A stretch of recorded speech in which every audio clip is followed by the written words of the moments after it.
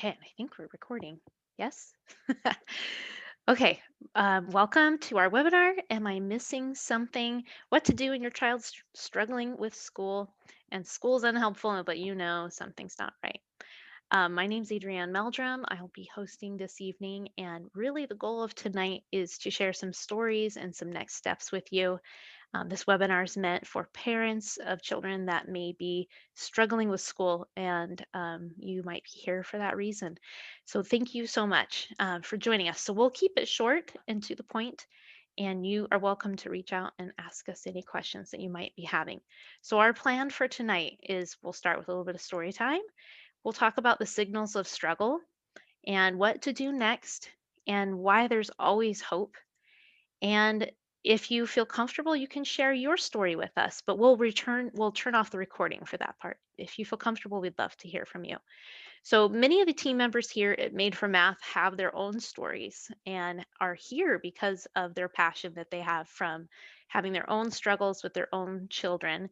So we're going to share a couple of those stories with you tonight. I'll be sharing some, and Sherry, who's on the call with me, she'll share hers, and then we'll share a couple others from students that we have and other team members that were not able to make it live. So, the first story I was going to share with you is about Adeline. This is Ruth on our team. This is her daughter, Adeline. And Ruth works in assessments and advocacy for Made for Math. And her daughter is such a sweetheart. And so she said that she would love for us to share their story. So, when Adeline was in first grade, the teacher expressed some concerns about her daughter and that she had planned to just pass those on to the second grade teacher. But Ruth, having worked in an autism preschool, knew that there was probably some more that they could probably do for her daughter. And so she asked, what could we do? Can we do an evaluation? And the teacher said, no, we're not going to be able to do an evaluation because she's still learning the developmental parts of reading, and it wouldn't be good for her to do that right now. And Ruth felt really frustrated because she was trapped by the school's rules because she also knew how important early intervention is. So they wanted to wait. They made her wait to do that evaluation, and they also kind of held her hostage, unfortunately. They told her if she went and sought an evaluation outside of the school and it said that she didn't have dyslexia or something, then she would be unable to get an assessment inside of the school, which Ruth did not like the way that felt. That was awful. And so she felt trapped, and that Adeline's education was held hostage. By second grade, the school started taking more data on Adeline, and she started plateauing in her ability to read. The team met and they decided that the instruction was working, even though Adeline was struggling and Ruth knew it. A teacher pulled Ruth to the side and off the record told her that she should pursue an evaluation because reading was getting more difficult and Adeline would continue to struggle. So she did, and thankfully the school allowed her to do that evaluation.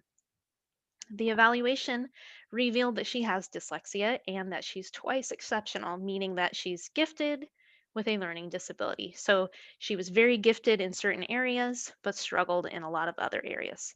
She had above average comprehension, but with the decoding and spelling and such, and she had those struggles in reading. They discovered that Adeline was bright enough to come up with coping strategies for reading, but that was not a long-term solution, that she wouldn't be able to maintain that for the long haul. So her data was very tricky and it wasn't clear cut. And Ruth wishes she would have pushed back in first grade, again, because of that early intervention, how important it is. And waiting longer is even harder because teachers in the advanced grades are not trained in reading. And so they're not looking for reading issues. And so that was her word of caution, is that if you feel like there's something wrong, it's better to push and get an evaluation sooner than later. But Ruth also discovered that sometimes in the schools, we feel like they're out to get us, that they don't really have what's best in mind for the children. But she discovered that the school's full of allies, and there's way more than you realize. And many educators feel bound by the arbitrary rules, but some do try to communicate that there is something wrong with the parents. And those are your allies, and those are who you keep close and talk to as you advocate for your child. So that's Ruth's story. Um, I was gonna let Sherry share really quick, and I'm gonna stop share for just a minute on the screen. Sherry, you want to share what you found with your kiddo? Sure. Yeah. I have kind of a similar experience with having an ally out there. So we have a daughter. She's 13 now. And a few years back, she was coming home after school. She'd go to school just fine, but she'd come home after school and she'd say she has all this homework. And then we start to watch her unravel. Um, she was really anxious about her homework. She wanted it to be perfect, and homework took hours. When I say hours, I'm not joking, like 3 to 4 hours Mhm. every night. And it got to where it was taking up all of our family time. Like we couldn't do anything as a family because she was always working on homework and needed help with it. She had a really hard time letting go of just doing the work the best she could and letting go of whatever was left. She wanted it to be precise and perfect. So after months of this, I ended up having a just a little parent teacher conference with one of her teachers who happens to be a friend of mine. And I brought it up and I was like, listen, I need to tell you, throughout her life, she's had some sensory differences. So from a young age, she was had heightened smell and touch and sound. So we knew there was something different there. I didn't know what that meant. So I explained it to her and I said, have you seen anything in class? And, year after year, teachers are like, no, she's great. She's an angel. We love her. She's like the perfect student. And so I told my teacher friend, my ally, I said, she falls apart when she comes home from school. And we spend hours and hours on homework. And I had talked to her a little bit about that before. So she had been watching and she said, I'm starting to see that she wants things precise, and that she likes things to be kind of perfect. And she said, off the record, I'm not telling you this, but I think you need to have her evaluated. And I was like, what does that mean? She's like, I think you should look into getting her a 504. And I'm familiar with IEPs because I've worked in resource before, but not enough to really know the process or anything. And so I said, well, okay, what do I need to do to start that 504 process? And so she said, well, you have to first go to a doctor and get him or her to write something down on paper saying that, your daughter needs more help. And so that was the first step toward our journey. And come to find out, she has not an official diagnosis, but high anxiety. Number one, kind of perfectionism is part of her personality. So the two together just was really hard to get homework done. So after we found out about that, went to a doctor, got him to write down that she's anxious and has anxiety. Then I talked to Adrienne. Adrienne and I have been friends, and I was like, does this sound right to you? What do I do next? And so she kind of coached me on what to do next. And we got a meeting set, and then we were able to work with teachers and administrators to write up a 504 plan, which basically gives her the help she needs in school or at home so she's not so anxious. So before it was longer testing times at school, at home less problems to do to show that she's got a concept down, but she doesn't have to do the whole worksheet, things like that, kind of modified stuff. So that was the 504 that we went with. And um anyway, I wasn't sure she was going to grasp things on her own, and so I reached out to Adrienne and we got her signed up with Made for Math. And Adrienne, this was a few years ago, so that's when Adrienne was actually teaching, Yeah. and she taught her. And it didn't take long for her to hear, that she's okay. It's okay that she processes things slower. It's okay to take your time. You're right on track. You're doing great. And just with that multisensory math she had for a little while, and Adrienne's constant, like, you're doing great, she actually was able to kind of snap out of it Hmm. and learn how to cope. And then we kind of used meeting with Adrienne as a kind of a incentive. If you can do stuff on your own and if you can get your homework done faster at night without all the tears, then you don't have to take all the time out of your evening and spend it online with Adrienne, even though she loves Adrienne. Mhm. Mhm. um, and that was enough. That was a good enough incentive for her, and that reassurance from Adrienne that she was doing great. And so it's been a few years now. Yeah. She's doing great. She has an Yeah. A in math. Her homework takes a lot quicker Yeah. at night, and it's been great. So thankful to my friend slash teacher that pulled me aside off the record, and then to Adrienne to help me with those next steps. Mhm. Yeah, that was really interesting too. An interesting case because when I did the assessment with her, I remember you were like, you kept texting me and saying, I don't know how you have patience for this because it took a long time due to the Hours. anxiety, hours. And I was like, she's fine. She's fine. Like, I got I all was day. Like, it's anxious. fine. And she finished. And what was so interesting is that it revealed she knew math, she knew what she was doing. And so I remember having a conversation with her about her brain, that it was okay and that she was good. So that was interesting that it was Mhm, mostly just the anxiety getting in the way. So I think that's a really good example. And yes, there's allies in the school for sure. And then my personal story, and then I'll share one of our students. Mine's a little shorter. So my youngest son, he went to kindergarten. He loved preschool, by the way. He thought preschool was the best place ever. He still talks about it to this day that he wishes all schools like preschool. But kindergarten was going okay. And then towards the end of the year, it became a battle. And I would drag him into the classroom and I would peel him off my arms and push him into the room and run away. Like, that's terrible, and that was so frustrating because he liked going at first, but then as they started doing reading and getting into that kind of stuff, which I had already taught him to read, but he was struggling with going forward and doing it at the school. And because of who I am and what I know, I was like, this is interesting. Like, he was fine and now he's not. So I thought, well, I'm going to wait and see what happens in first grade. And it continued to get worse and worse. He would go to school, put on a brave face, and act like he could do it.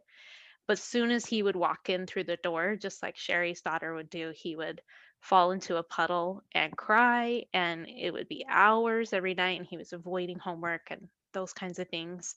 Um, and so I knew that there was something going on. It turned our entire life upside down. And his anxiety just kept getting larger and larger and larger.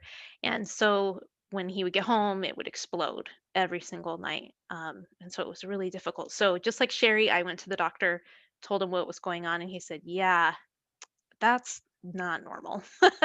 That's like, no, he's something's going on. I think you're right. I'm not exactly sure what, but let's send you to go get an evaluation. So we did an evaluation, and it turned up ADHD, which I actually rejected immediately. I was like, no, no, there's no way this kid has ADHD. And then they gave him a generalized anxiety disorder, and then dysgraphia. And then he refused to give me the dyslexia one because I taught him to read. So technically, he could decode. So at that age and what they were measuring, he could decode, so therefore he doesn't have dyslexia. And when I taught my son to read, just FYI, it was not normal like my other boys. It was so painful and it took a lot of work, and we were able to do it. But had I realized that I was dealing with a kid with dyslexia at that age, I would have done it a different way. And I think he would have decoded faster. So anyways, so we took these diagnoses. um, I understood the anxiety piece, so we went and got therapy for that. And that's still something that plays a very big role in our lives. And it's not something to be fixed necessarily. It's giving him the skills and tools. We did and do medication, and that helped a lot. And I had a very interesting experience with the neurologist that prescribed these meds for my son. One day I show up and I'm like, things are just hard. Like, things are just difficult. And we're sitting in this room and he says, well, I know you were unconcerned about the ADHD diagnosis, but can I tell you what I'm observing? And sure, tell me what you're observing. He says, look at your son right now. We're in a room with toys and things to do, but he's choosing to tuck his knees inside his shirt and bounce around the room. To me, this is an ADHD behavior. And so he went through more of the data from that neuropsych evaluation that we had and showed me the case for the ADHD. And I was like, it was like an outer body experience. And I went, whoa, that, okay, wow. So we did the meds and that did help, but there were still some struggles. Reading was not going like I thought it would. He would read and he wouldn't really comprehend. So we also inspected his auditory processing, which I need to get checked again because he failed one part of it. But because of his age and the way data works, they wouldn't give him a diagnosis. Had he been 2 days older, because it was right around his birthday, he probably would have gotten a diagnosis of auditory processing disorder.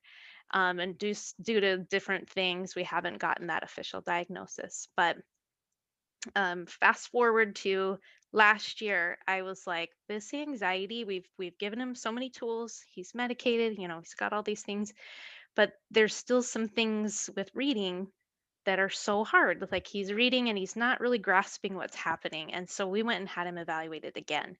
And this time he did get the dyslexia diagnosis because he did not make progress. He was stagnant with his reading.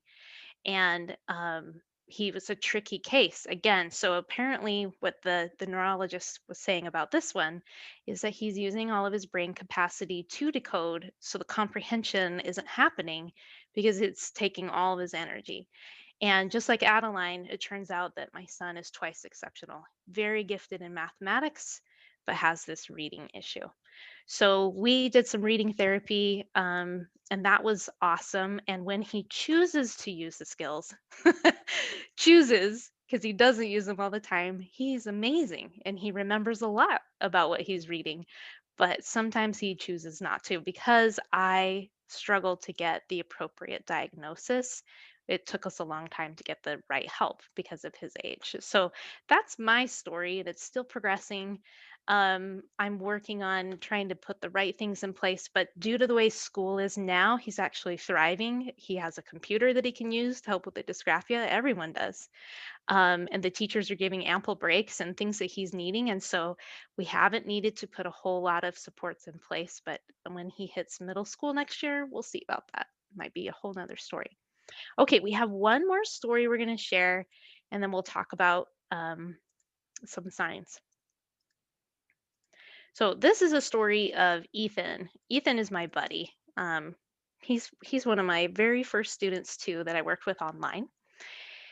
And Ethan, I asked his mom today if she could share a little bit more about his story, and she said that she started noticing that something was different when he was super young, like really young, like preschool and younger, like 2, and that he loved going to the children's nursery at church, but he refused to do any age appropriate Sunday school class. And when he went to preschool, he didn't do much that was age appropriate. He didn't color, he couldn't color. Cutting, that was a joke. Drawing was too. Tying shoes, forget it. He couldn't do it. He didn't master tying those shoes until he was 12. He missed a lot of the milestones, like he talked late, he developed his social skills late, and when it came time to put him in kindergarten, mom was hesitant, and the pediatrician pushed him to do it anyways. And that kindergarten year was a total struggle. He couldn't write his letters normally, they were backwards, upside down, mixed up. He also couldn't even write his name Ethan, they were out of order or backwards. Um, and so learning to read went slow and it just wasn't clicking like her other children. He's the youngest of, I think, 4 children. So she knew like what kids should be doing at these ages and he wasn't doing any of them. And so the following year she asked for an evaluation. Um, and the school presented some data, but without trying to put any labels on him, they kind of were implying that he had ADHD. And they tried some meds, but it just didn't really help. And by second grade, he had a wonderful teacher, but he was still falling behind.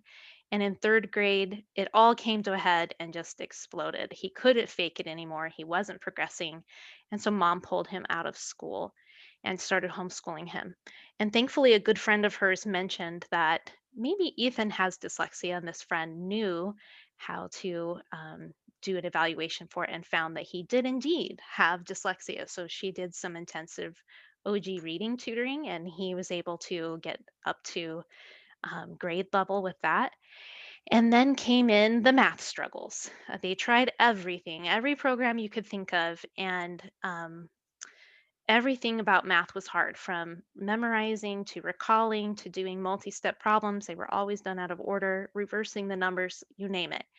And the last program that they tried was Math UC, which was hands on, and things were kind of getting better. And about that time is when I met his mom, Jeannie, at a business conference. And she had mentioned in an introduction at an event we were at that her son had dyslexia. And I sat and listened. And so I went up and talked to her and just was asking questions about her son. And she mentioned that math was a struggle. And so I shared about what we do at Made for Math. And so Ethan started working with us, and he was 5 grade levels behind in math. And what we do at Made for Math is we don't help them survive what they're going through right now, actually. We go backwards and we fill in the foundation, because there's so many holes that we can't keep building on this unsolid foundation. And so we went backwards almost to the beginning of math and built forward. And if you fast forward to today, Ethan's back in the regular school system and he's thriving. And because he's a teenager, he sends us texts. And Heather and I were his teachers. One year, we ended up making a switch, and she became his teacher. And he was so excited because he finally just had that moment where he got 100% on a test. And we're just so proud of Ethan. So Ethan's thriving because he got access to the right tools and the right therapies. And he finally was able to unlock how his brain learns. And again, like, have that reassurance that there's nothing wrong with him. It's just the way everything was being presented to him is not conducive to how his brain learns. And so we just wanted to go over really quick, like, some of the signs of struggle that you might be seeing or that you're familiar with because you live with it. They get lots of tummy aches, school avoidance, homework taking hours, lots of tears, outbursts of anger about school, sometimes when they're at school. The common language you might be hearing either from your spouse, your partner, other teachers, your parents. Like, there's so many people that love to say, well, if they would just try harder, or, their motivation's just lacking. They're just lazy. They're just not applying themselves. And you parents know that's not true. That's just not true. Other issues that you'll see is memorizing and recalling of math facts, being able to recall words when they see words written. They're probably avoiding reading or slow at reading, and then that anxiety too, that it is wreaking havoc in your life. It's so hard. And so, this idea that these students, if they would just try harder, things would go better. And I love Dr. Ross Green's response to that, that there is a difference between a kid that's just regular and one that's struggling, right? And he's saying that all kids genuinely in their hearts want to do their best. He really doesn't believe inherently the students are like, I'm going to be lazy today, or I'm just going to take the day off. Really, that's not the case. He's saying that all kids have what he calls lagging skills. So the challenging behaviors that we see here that they're dealing with, that we're all dealing with, is a byproduct of lagging skills. And the skills that they're lacking might be in their executive functions, so that ability to carry out the plan, the ADHD piece, or the social part, or the language processing, the dyslexia, the dysgraphia, all of that. Cognitive flexibility. We get some kids that are so black and white in their thinking, they really struggle with seeing anything and different, and emotional regulation skills. So there's lots of ways that kids are lagging, and it shows up in these things. And when we add a learning disability on top of that, it's no wonder they're acting out. They're trying to tell us, their behavior is trying to communicate to us there's something wrong. So I wanted to just cover really quick, like, why don't teachers say anything? We all mentioned that we had allies at the school. They do exist, but unfortunately, the way our educational system is set up is that teachers are bound by rules that have been put in place that are reliant on data that's being collected. And sometimes the data is collected by not your child's teacher, but other people that are gathering the data and through state testing and whatnot. So they're not seeing and interacting with the children on a continual basis. Some states have rules in place that a child has to fail 3 statewide testings in a row, and they try to put it like below the standard or whatever, something like that. But in my eyes, it's failing. And if a student doesn't do it 3 times in a row, let's say that they fail twice, but on the third time they make a gain, then the clock resets to 0. So there's some arbitrary rules there, and some students never get flagged for help and additional services because of some of these arbitrary rules. And also, teachers are bound by administrators that don't want to overload their team and have to do more IEP and 504 meetings. And so they are stuck because they've been told, like, let's not, bring more work to our table, unfortunately. And so many teachers feel trapped, even though at the genuine heart, they want to help and they know there's things that could be done. Often they're stuck. And so that's when you see teachers taking a total risk, by the way, to tell you to do something. If a teacher did that to you, I encourage you to thank them for that because it was a risk. They could be in trouble. Their job could be on the line because they took that risk and said something to you. So there are allies inside of the schools. Um, it's unfortunate, and I hope that this pandemic is helping our society move towards some big changes in education that serve all students.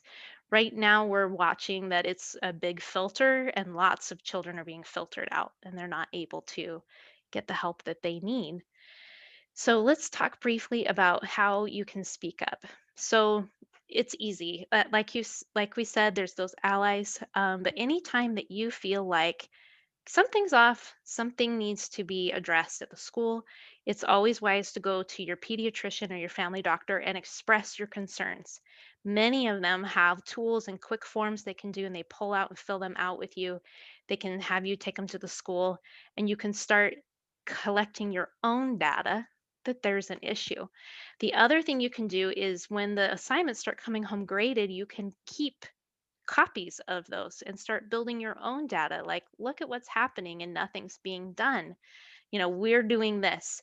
And so when you show up to the school and say, I'd like for my child to be evaluated, they'll say things like, well, they don't qualify. And you can say specific things like Sherry did.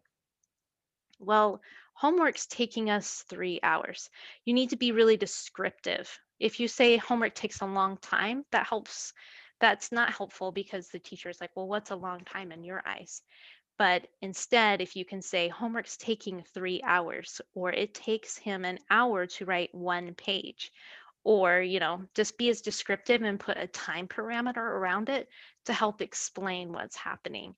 And so go to the school, try to get an evaluation there. If they don't do an evaluation for you, you can go and get an evaluation outside of the school, which I did. Because when I went to the school, they said, your son's fine. And because of my son's twice exceptionality, he was competent. I'm sorry about that. My internet crashed. Technology at its finest. Yep, we knew this might happen. Okay, well, I'm almost done anyways. Iona, like the timing was almost there. So those are some of the things that you do to speak up and to talk about how you get your child help. And there's so much more that you can do. There's so much more you can do. So that's what I was going to share is that we have a parent here actually with us tonight that has done this with us. So there are things you can do. You can go advocate to the school to get some help. And that is a scary and overwhelming experience. And Ruth on our team is in charge of advocacy. And we have never really advertised it before. If people email us and ask us about it, we'll help. Yes. But it isn't something that we promote. But we feel like we're to a place now where we're ready to help other people besides just the students that are here at Made for Math. And so if you'd like to get notified about that advocacy service that's coming available, we have a form that we'll link up and share with you, and you can add your name, and when it goes live, we'll give you a coupon code to give you a discount for being one of the first people to say, hey, I'm interested in that. So what we do with that advocacy thing is we do an in-depth assessment. We kind of evaluate what the needs are, what's not happening, what needs to happen, and we make a plan to help you walk into that room and feel super confident about what's happening. And in the chat, Iona is saying that Ruth is amazing. She really is so gifted at this. And again, Ruth is who we shared that story. She's been here. She sat on the other side of the table. She knows what it's like from the parent side. She also knows what it's like from the teacher side. So she does a great job of helping balance those two things, and she's just really, really great, really great. Oh, thank you, Iona. Thank you. We're so glad that you found us and that you worked with us on this. So that's coming available. We would love to help you with that. Um, it's scary, folks, to walk into those classrooms and into those meetings and have those discussions because you feel like it's such uncharted territory. There's a lot to know. The other thing that we're going to be offering too is a parent course that can help you know what those next steps are. And like I mentioned, gathering your data and making your own case for getting that IEP or that 504. And so we're going to just talk about in this course how to put that together, what kinds of emails you can be sending out. It's going to be full of templates, things that you can copy and paste, and then we're also going to share like what kinds of programs are out there to get you help that are available to you outside of the school if you want to do outside therapies. And also like how do you find the money to pay for these? We have lots of ideas we can share on that. And so that's coming available. The course is going to be very affordable. We just want to help as many parents as possible. But also, we use this money to help us develop and add more teachers to our team so that we can continue to keep serving lots of students because we want to help as many kids get multisensory math in their hands. And so, those are the two items I wanted to share with you tonight. And with that, we'll close this meeting. We'll do this webinar again in the future. We would love to hear from you and hear your stories. And I'm going to turn off the recording. Thanks for being here.